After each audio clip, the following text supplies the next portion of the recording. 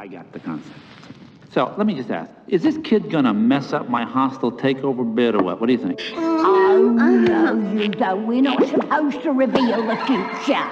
Jeez, my fate is in your lovely hands. Oh, all right. In 18 years, precisely, the planets will align ever so nicely. Aye, verse. The time to act will be at hand. Unleash the Titans, you monstrous band. Good. Then the once proud Zeus will finally fall, and you, Hades, will rule all! Yes, the Hades rule! A word of caution to this tale. Excuse me? Should Hercules fight, you will fail.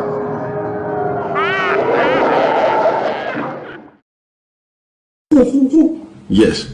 But I am more white than you. You look gypsy. I am blonde hair. Blonde hair I have. You gypsy. That means that someone fucked your mother that is Turkish, but your father is not. Oh, your mother is a whore and she got fucked from someone. Turkish white, Greek brown, gypsy. Turkish You're not white. European. You are white. White. You gypsy brown. You are weak blonde. sperm. You are weak sperm. This is the strong sperm. This is the Greek god. Okay, Greek god. You are a fucking fuck god. If you have Greek god, you would have win, but you lose. Lose where? Lose where? You lose. Why is Hagia Sophia this, not? Hey there fellow humans, once again it's the 8-bit academic here, with terrible PS1 era gameplay and random information that you didn't know you needed in your life. I'm sure you'll find some use for it eventually. Today I present to you the 1997 PC and PS1 platforming adventure game Hercules, also known as Hercules Action Game, Disney's action game featuring Hercules, and Disney's action game featuring Disney's Hercules. That last one was a mouthful, and as you can see, very creative titles. The game follows the same storyline from the animated Disney film from the 90s. Hercules, the son of Zeus, is stripped of his godhood and must prove that he is a true hero in order to regain his immortality, and join Zeus and the other gods on Mount Olympus. To do that, Hercules must pass several tasks and defeat many villains, and at the end face Hades, the ruler of the dead, who is also responsible for Hercules losing his immortality, which is not too dissimilar from the actual Greek myth, but we will explore that soon enough. It was developed by Eurocom Entertainment Software, who also developed a couple of 007 and Harry Potter games in the 90s and 2000s, Dead Space Extraction for the Nintendo Wii, Predator Concrete Jungle on the PS2, and many more movie-based video games, as well as the one Spyro game I haven't played yet, titled Spyro: A Hero's Tale. I'm a big fan of Spyro, and no, I don't mean Skylanders to all the youngsters out there. I mean the original PS1 classic and its PS2 sequels. Skylanders Spyro was an abomination that we do not speak of, and should never have existed. Wait. All of you! Daddy, chill. What the hell is even that? So in connection with today's video game showcase, I will indeed be talking to you about the actual myth behind the ever so recognizable name Hercules, and be exploring whether any of the legends are based on any kind of truth, or if it really was just a made up story dreamed up by a bunch of Greeks tripping on ancient magic mushrooms. Apparently the Greeks of antiquity did this quite often, which would explain why their mythology is so wild. Anyway, to start off, one must clarify that the name Hercules is actually the Roman version of the same hero, with his real Greek name being Heracles, but for the sake of simplicity, I will use the Roman version, since that is also the one everyone knows him by. Even in the 21st century, ancient Rome still has society by the balls. How often do you think about the Roman Empire? All the time, who doesn't? Every other day? Once a month? Every Monday and Wednesday. Daily, because of their fabulous road network. Anyway, Hercules' story starts off with the never-ending horny exploits of his godlike father, Zeus, who is supposed to be one of the good guys, but can never seem to keep it in his pants, as he was constantly cheating on his wife Hera by chasing that booty every time anything female and on two legs caught his eye. And in today's climate, he would definitely have been cancelled online and probably ended up on a sex offenders list. Zeus definitely would have went to that island that gets you an instant demonetization by YouTube if you dare mention it in your video. Very strange how that works. One of the unfortunate women that ended up grabbing the attention of the god of sleaze was a young woman called Alcmene, and in typical perv god fashion, Zeus disguised himself as her husband, Amphitryon, and engaged in the story of the birds and the bees with her while the real Amphitryon was away. 9 months later, and baby Herc was born, but not without some aggressive and failed attempt at interrupting the birthing cycle by Zeus's jealous wife, Hera. Why she didn't just divorce the guy and take half his belongings after his repeated extramarital affairs, we will never know. According to the legend, Hera sent 2 witches to try and use black magic to prevent the birth from happening, but they were tricked by one of Alcmene's servants, after which the deranged goddess who never holds her husband accountable sent 2 snakes to attack baby Herc in his crib. But because he was born to be a badass, he killed the 2 snakes, still just being a newborn baby. In one version of the myth, Alcmene abandoned baby Herc in the woods in order to protect him from Hera's wrath. I don't understand how that would have protected him from anything, but here we are. But he was found by the goddess Athena, who brought him to Hera claiming he was an orphan child left in the woods who needed nourishment.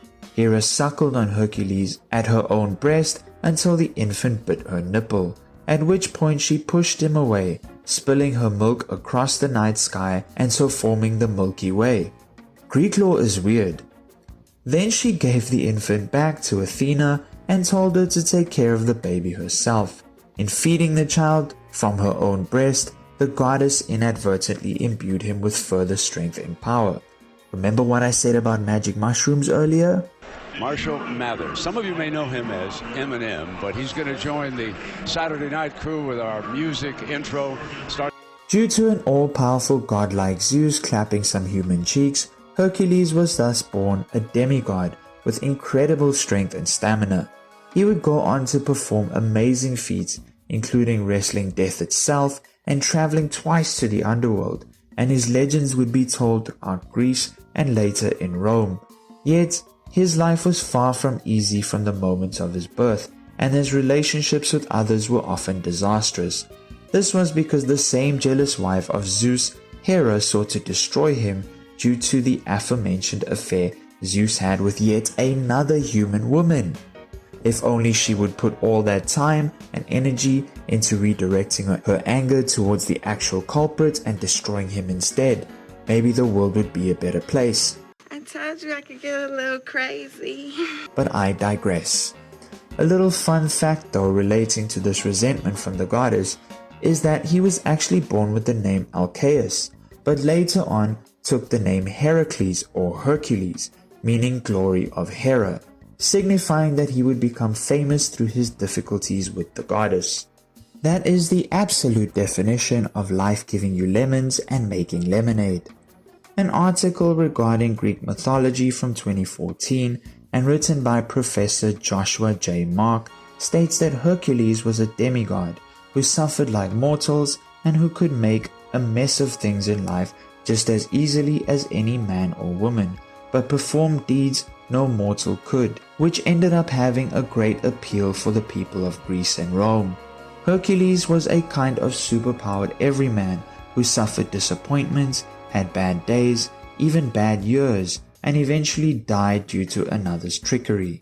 These stories, besides being entertaining, would have served an ancient audience by letting them know that if bad things could happen to a hero like Hercules, they too would need to learn to bear the disappointments and tragedies of their own lives. Hercules served as a symbol of the human condition, where, to use Hemingway's phrase, a man may be destroyed but not defeated. An interesting aspect of Hercules' character is that because of his divine strength and abilities, he did not have to willingly submit to any of the labors or punishments imposed upon him. He chose to suffer indignities such as his famous 12 labors or his servitude to the queen Omphale, and did so willingly. His inner strength and ability to endure hardships made him an inspirational figure to the people and a symbol of stability in the midst of chaos, even if it was chaos he himself had caused.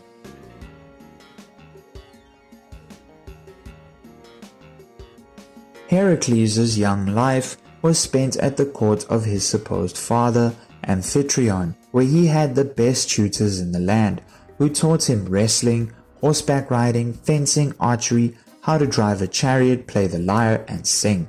Unfortunately, Hercules did not know he was a demigod at the time, and that he had superpowered strength, and one day accidentally killed his music teacher, Linus, by hitting him with a lyre after the two had an argument. He was then sent to tend the flocks to keep him out of trouble, though even this simple task seems to have been an impossibility for Hercules, as he heard that the Theban army had been defeated by a band of minions, and feeling this was unjust, he led a band of Theban warriors to defeat the minions and restore order to Thebes. And when I say minions, I do not mean the minions from Despicable Me. The spelling is different.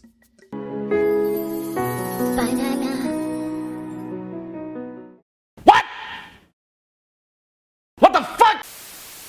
King Creon of Thebes gave Hercules his daughter, Megara, in marriage as a sign of gratitude. After Hercules married Megara, the two of them would go on to have children, and it seemed as if our Greek hero had finally achieved some semblance of peace and stability in his life. Unfortunately, he was still on the crazy goddess Hera's hit list, so she did what any crazy person with misdirected anger would do and cast a spell on him that drove him mad and caused him to chokeslam and kill his wife Megara and their children. Right, wife. Life good. Wife fight back. Kill wife. This is not like the Disney movie at all, and my childhood memories have been ruined. Hercules was deeply struck with grief and regret. Wife gone. Think about wife. Regret. To atone, he consulted the oracle at Delphi, who in turn used her direct hotline to the gods in order to contact the god Apollo, and was told to become the servant of King Eurystheus. It was Eurystheus who imposed upon Hercules the famous Labours, later arranged in a cycle of 12, usually as follows: the first being the slaying of the Nemean lion, whose skin Hercules would thereafter wear, the slaying of the 9-headed Hydra of Lerna, the capture of the elusive hind or stag of Arcadia, the capture of the wild boar of Mount Erymanthus, the single-day cleansing of the cattle stables of King Augeas of Elis, the shooting of the monstrous man-eating birds of the Stymphalian marshes, the capture of the mad bull that terrorized the island of Crete, the capture of the man-eating mares of King Diomedes of the Bistones, the taking of the girdle of Hippolyte, queen of the Amazons, the seizing of the cattle of the three-bodied giant Geryon, who ruled the island of Erythea in the far west, the bringing back of the golden apples kept at the world's end by the Hesperides, and fetching the 3-headed mutant doggo Cerberus from the underworld, because apparently he was a really good boy. According to some accounts, after Hercules had completed the first 10 tasks, King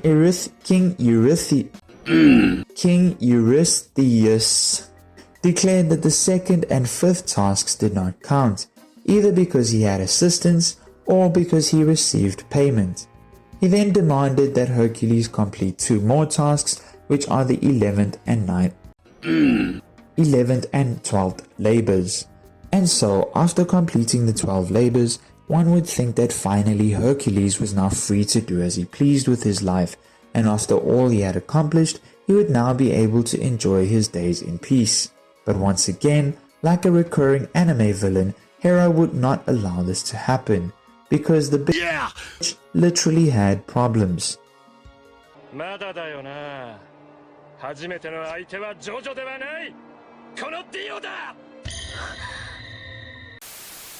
Struck again by her with madness, Hercules killed the prince Iphitus of Ocalia and was told by the oracle that he must become a slave to atone for his sin. He became the property of Queen Omphale of Lydia, who made the hero dress in women's clothing and do needlework with the other ladies of the court. Sounds kinda like what happened with the Kardashians and Woman of the Year winner Caitlyn Jenner. Let's hope I don't get into trouble for that joke. Omphale eventually took him as her lover and then set him free because he gave her some of that Demigod Edition D, which probably hit real different. Yeah, boy. He then went on an expedition to conquer Troy before it was cool with his own little band of Greek Avengers, and then became involved in a war with the Titans of Sicily. The Titans had been defeated centuries before by Zeus, but had risen again, and according to prophecy, the gods could only win, this time with the help of a mortal hero. There will be a chosen one. Hercules helped to defeat the Titans and rescued the world from chaos and the gods from imprisonment. He then sailed back to Greece to get revenge on Algaeus for refusing to honor his agreement when he cleaned out the stables. Hercules was defeated in this battle because he was still weakened from the war with the Titans. He left Algaeus' land and after further adventures landed in Calydon, where he met and fell in love with the princess Deianira, the sister of Meleager. He had to wrestle the river god Achelous for her hand and won. Look at Randy Orton slithering. Watch out, watch out, watch out, watch out! And so was married. So surely this is where his story would end, right? And he'd live out the rest of his days in peace and happiness like in the Disney movie. For now, at least, Deianira and Hercules lived happily in Calydon until he accidentally killed his father-in-law's cupbearer. Again? Again. As much as Hera is to blame for most of his problems, Herc really needs to stop killing people by accident. He was forgiven by the king, but like a true emotional masochist, Hercules could not forgive himself, and so decided to leave the city with Deianira. They reached the river Evenus, and there met a half-human, half-horse centaur named Nessus, who offered to carry Deianira across on his back. Upon reaching the other side, however, he tried to her, just like those weird hentai animes that I heard from a friend of mine. Hercules, not enjoying the sight at all, took out his bow and shot him with one of his arrows. These were the same arrows that Hercules had dipped in the blood of the Hydra, and the centaur was dying quickly when he told Deianira that his blood possessed a special quality as a love potion, and that she should take some of it in a vial. If she ever felt that Hercules was losing interest in her, he said that she should sprinkle the blood on his shirt, and he would be in love with her forever. Why the girl believed the guy who had just tried to have his way with her, I will never understand. Since Nessus had planned this in his dying moments because he knew, of course, that the blood would be deadly to any mortal, and that Hercules would die if the blood touched him. Hercules and Deianira settled in the city of Trachis, started a family and again were happy for a time, until Hercules went to war against Eurytus, who, like Algaeus, had insulted him earlier in life by rejecting to honor a deal in which Hercules was supposed to marry his daughter Iole, after winning an archery contest. So in response to this slight, Hercules just straight up killed him. Damn, son. Another version of the myth, however, relates how he helped Artemis, the goddess of hunting, among other things, to kill a giant boar which was ravaging the kingdom, and was given Iole as a gift. Hercules then prepared a victory feast and sent word to Deianira to send him his best shirt to wear at the festival. Deianira, fearing that Hercules was now attracted to Iole more than her, soaked the shirt in the blood of Nessus, the sex offender centaur. As soon as Hercules put the shirt on, he was struck with pain and began to feel a burning sensation on his skin. He tore the shirt from his body, but the poison was already grafted to his skin. Since he was a demigod, he would not die quickly, and so suffered as the poison penetrated his body and he became weak. Deianira, realizing that she had been tricked by Nessus, why did you believe him in the first place? He literally tried to rape you, and ended up committing suicide by hanging herself. Anyway, after all this, Hercules fell into a deep state of depression, as one would, and realizing that his end is slowly approaching due to the centaur's blood poison, he decided to take his death into his own hands. He gave away all his possessions and built himself a funeral pyre atop Mount Etna, where he covered himself with the skin of the Nemean lion, and after saying his goodbyes to his friends and family, ordered the pyre to be lit and allowed himself to be burned to death. I'm definitely not crying, you are.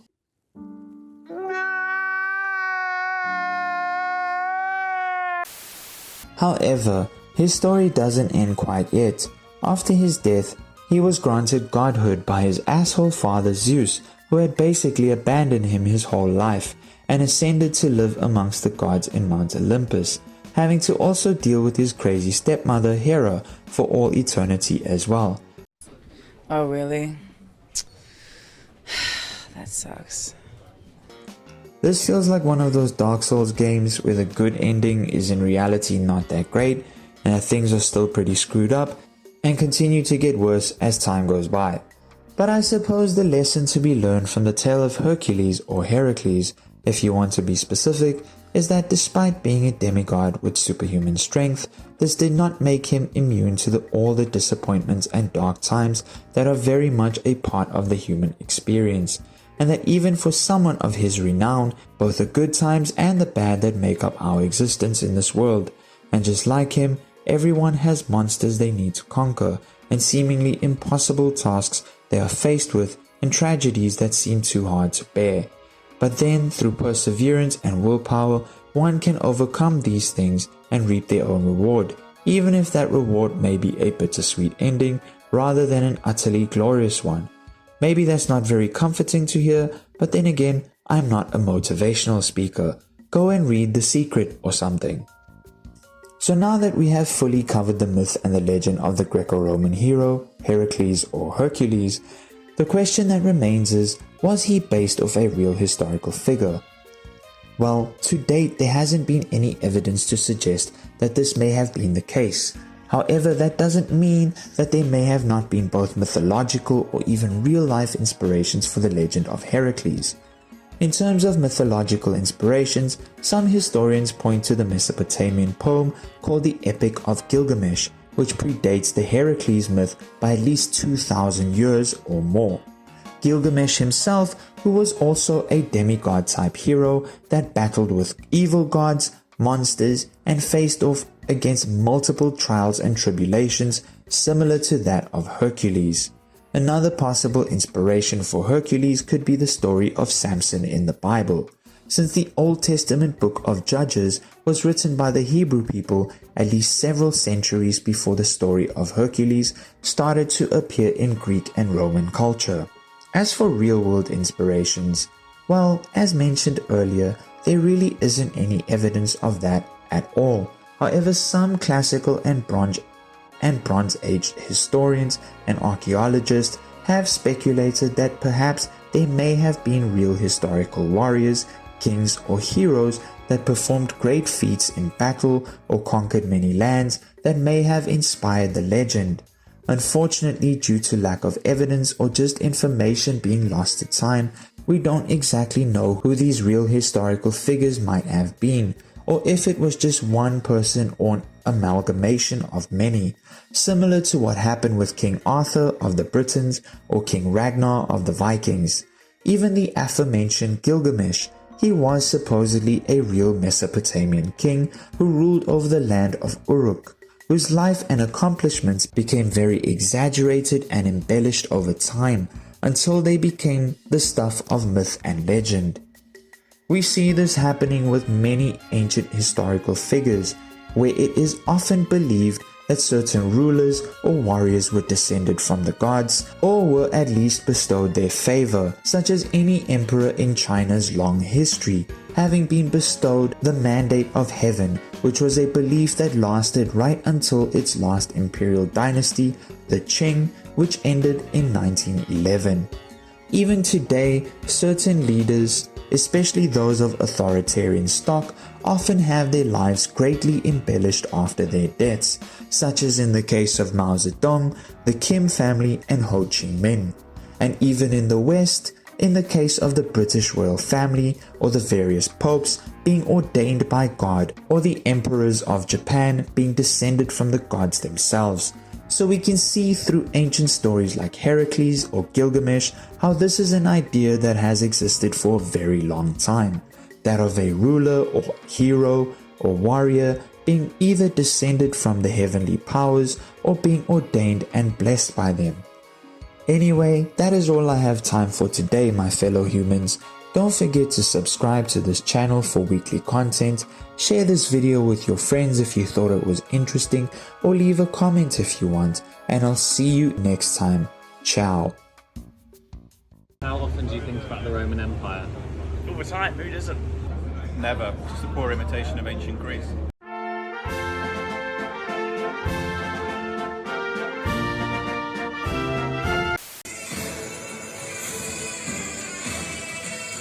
네?